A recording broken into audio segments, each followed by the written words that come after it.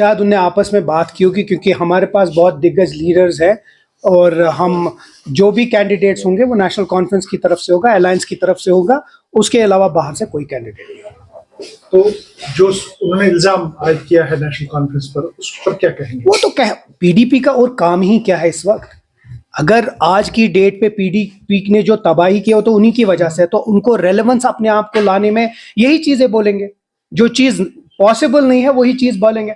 हम क्यों अपनी सीट किसी और को दे दें, या ऐसा क्या हमारे ऊपर ये जिम्मेवारी हम किसी और को दें? हमारी अपनी लीडरशिप है जिसको हम राज्यसभा भेजेंगे, ताकि जम्मू कश्मीर की जो बात है वो राज्यसभा में करेंगे।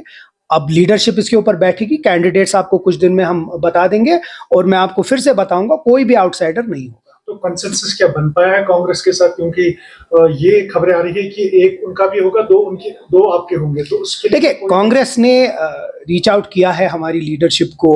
अब लीडरशिप इसके ऊपर सोच रही है, बहुत सारी चीज़ें, बहुत सारी बातें चल रही हैं। नेशनल कॉन्फ्रेंस तो चाहेगी कि जिस तरह पिछली बार असेंबली इलेक्शन में हमने बहुत सारे कुर्बानियां दी कांग्रेस के लिए, इस बार हम कोशिश करें, लेकिन अल्टीमेटली हाईकमांड डिसाइड करेगा। कांग्रेस की भी बात सर आंखों पर, एक अलायंस चल रहा है, देखते हैं आगे क्या होता है, लेकिन आज की डेट पे अभी ऐसा कोई फैसला नहीं हुआ है। 1-2 दिन में हाईकमांड लीडरशिप बैठ के उसके बाद फैसला करके हम आपको नाम दे देंगे। नेशनल कॉन्फ्रेंस के तेवर जो है थोड़े से बदले हुए हैं, क्योंकि कन्फेडरेशन काफी ज्यादा देखी जा रही है नेशनल कॉन्फ्रेंस के लीडरों में, कि स्टेटहुड को लेकर काफी ज्यादा ऐसे स्टेटमेंट्स खासकर सीएम उमर अब्दुल्ला की तरफ से आ रही है। तो क्या कुछ जारहाना होने जा रहा है इन फ्यूचर? देखिए, स्टेटहुड नेशनल कॉन्फ्रेंस या उमर अब्दुल्ला साहब को या हमको नहीं चाहिए, ये पूरे जम्मू कश्मीर के लिए है। हम सिर्फ ये चाहते हैं कि जो हमसे वादा किया है और जो जिस तरीके से जो ये सीक्वेंस था कि पहले आप डिलिमिटेशन करेंगे, फिर इलेक्शन कराएंगे, उसके बाद फिर स्टेटहुड देंगे, ये 2 चीजें तो हो गई। अब हम यही चीज बार बार पूछ रहे हैं कि अगर ये हुआ तो 1 साल होने को है, अब और कितना इंतजार, क्योंकि बहुत सारे मसाइल, बहुत सारे काम रुके हुए हैं। जिस तरह पिछले दिनों उमर साहब ने भी अपने एक इंटरव्यू में बोला कि कितनी चीजों पे रुकावट आ रही है।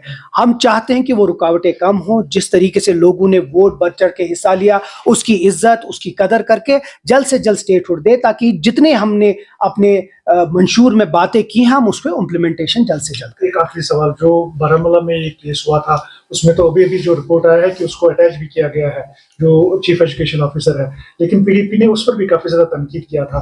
तो अगर ये अब सॉर्ट आउट मसला हुआ है, लेकिन उस स्टेटमेंट को आप कैसे? पहली बात, मैं आपकी वसादत से पीडीपी वालों को 2017 में लूंगा, जब मोहतरमा महबूबा मुफ्ती साहिबा चीफ मिनिस्टर थी। ये ऑर्डर वहीं पहला निकला है।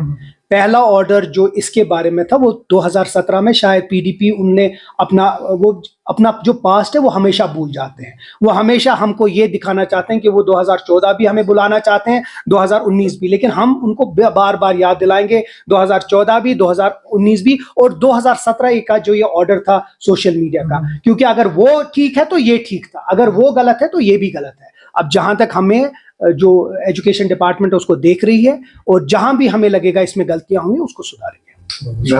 मिले हैं डोडा महराज में वो अभी बंद है, तो क्या लगता है आपको होने चाहे वो असेंबली सेशन में? उम्मीद करते हैं कि वो आ जाए और अपने लोगों की तर्जुमानी करे असेंबली में। हम बार बार यही कहते आए हैं कि जो उनके ऊपर जो एक्ट लगा है वो कुछ ज्यादा था, ऐसा नहीं होना चाहिए था। बहुत तरीके थे बात करने की, बट क्योंकि स्पीकर साहब ने भी कहा है कि हम कोशिश करेंगे कि वो आके अल्टीमेटली हाई कोर्ट को डिसाइड करना है कि वो असेंबली अटेंड कर सकते हैं कि नहीं, लेकिन हमारी तरफ से अगर आप मुझसे पूछें तो हमारा ये कहना है कि वो एक चुनिंदा एमएलए हैं, और मुझे लगता है उनको मौका देना चाहिए असेंबली में आके अपनी बात करें, अपने लोगों की बात। उस पर कुछ कंसेंसस आपका बना है नेशनल कॉन्फ्रेंस का? जो अभी बडगाम सीट या नगरोटा की सीट है उसमें वो आज 4 बजे जब प्रेस कॉन्फ्रेंस में अगर बडगाम और नगरोटा सीट का डिक्लेयर हुआ, उसके बाद फिर जिस तरह हमारा जो तरीका है पार्टी में, कोर ग्रुप बैठ के इसके ऊपर फैसला करती है, उसके बाद फिर हम कंसेंसस करके फिर आपको कैंडिडेट